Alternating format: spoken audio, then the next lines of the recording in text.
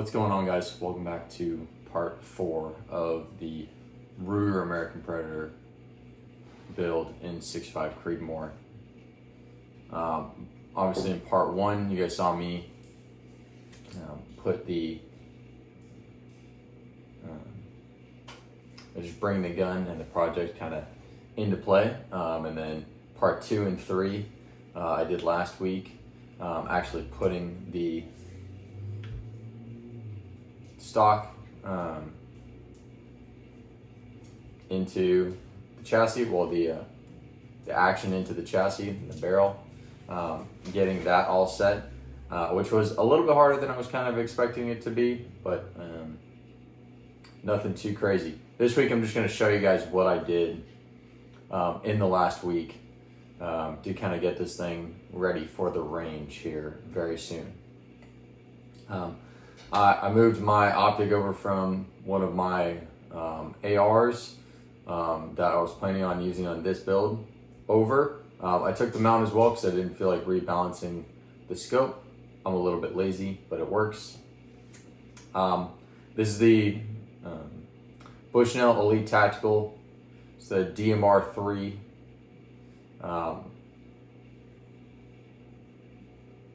Only real reason I have this scope is because I had a Bushnell scope previously that was really nice, that I liked.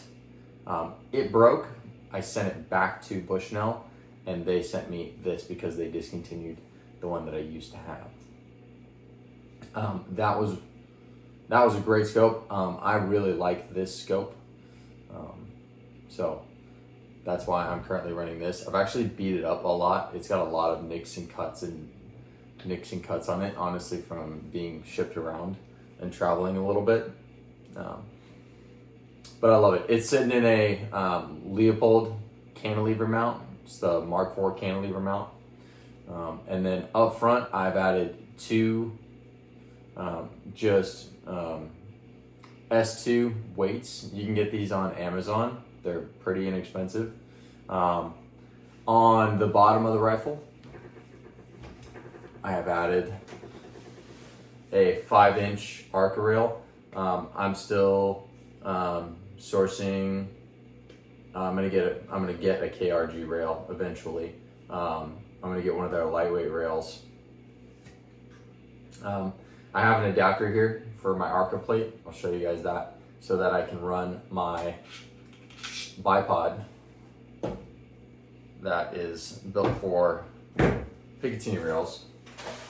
So this Arca plate right here, attachment, actually hooks onto my bipod.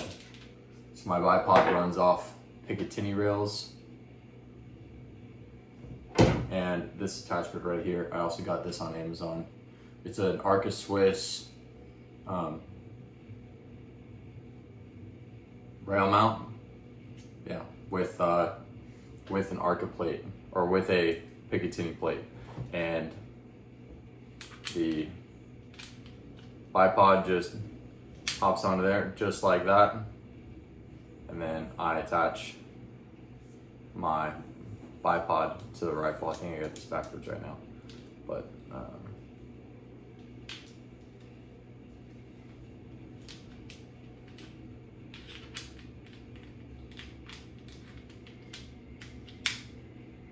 yeah, there we go. And then I have Arca rails on all my rifles so that I can run my bipod on either one.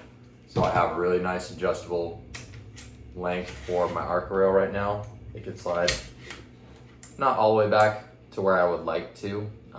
When I eventually get the KRG rail, it's gonna have a lot more travel forwards and backwards, which is going to be really nice.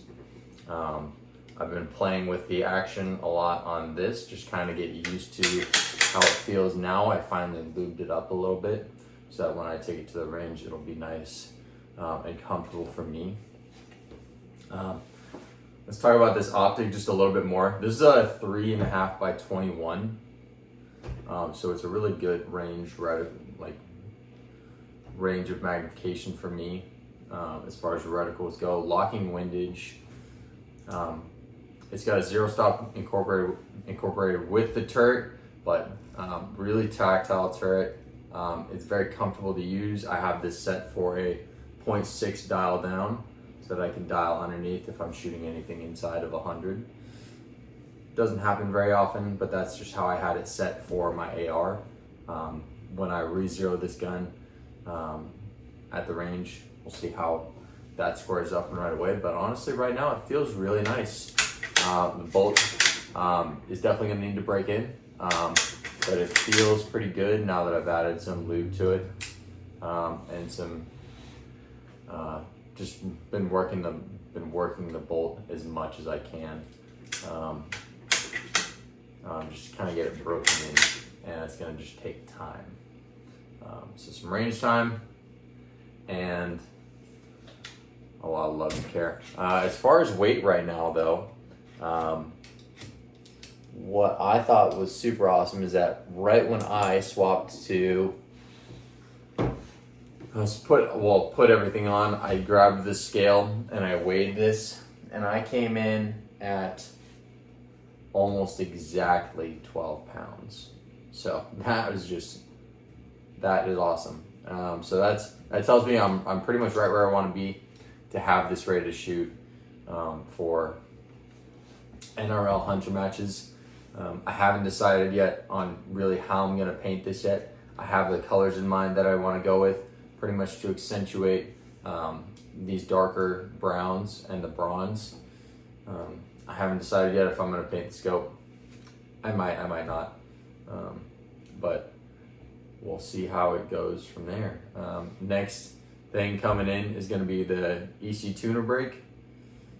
So I'm excited about that, and as soon as that comes in, I'll show you guys put it on, and then we'll be ready for the range. Oh, I almost forgot this up here.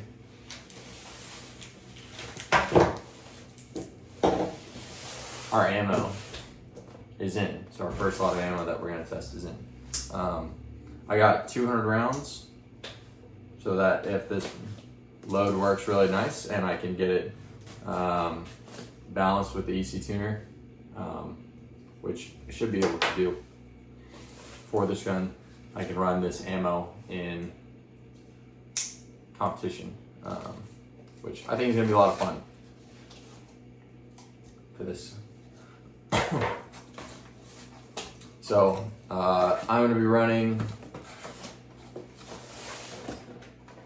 Freedom Munitions. This is the 6.5 Creedmoor, 123 grain hollow point boat tail rounds. Unfortunately, they don't have any other information on the rounds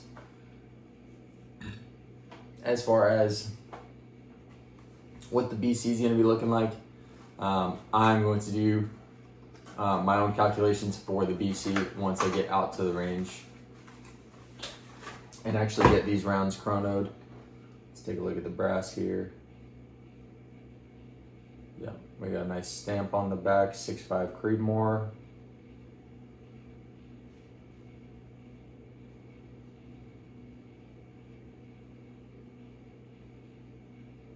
A little splotchy on the brass, nothing crazy.